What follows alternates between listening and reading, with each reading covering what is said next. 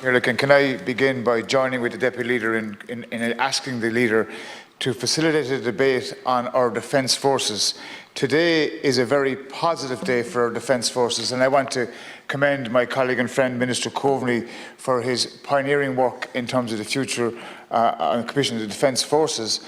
As Senator Chambers has just rightly said, proposal to increase spending from 1.1 billion Cathaoirleach and Leader to 1.5 billion, extra additional staff and recruitment campaign, which will put our Defence Forces on a very steady and very solid foundation. It's also important that, as we remember last weekend on the National Commemoration Day, that we thank the men and women who serve in our Defence Forces and we pay tribute to them. But today, Cathaoirleach, it's important that we commend and congratulate Minister Coveney on his recommendation to Government and that we ensure that the debate on the future Commission on the Defence Forces takes place in this House. And it would be remiss if I didn't today acknowledge the work done by Minister Keogh when he was there, but also the advocacy and championing by former Senator Gab McFadden in this House.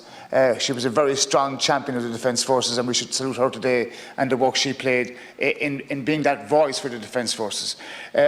Leader, I know we won't have it before the summer recess, which is a pity, but it would be appropriate to have the Minister for Health come to the House to have a debate on the risk that COVID-19 still presents in our community and in our workplace. And we saw and we've seen over the last number of weeks the decimation of flights by Aer Lingus in particular, and that's why I think it's important that we have a debate on health but also on transport. And I would ask again that we would have a debate in the autumn before the budget, if we could, on that first week back. We've seen the publication of the summer economic statement. The budget has been brought forward to the 27th of September.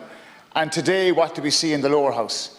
We have a cynical motion by the main opposition party, a party that stands for nothing, only one thing: to divide and conquer. If we had a general election call today, what would happen? We would have no budget.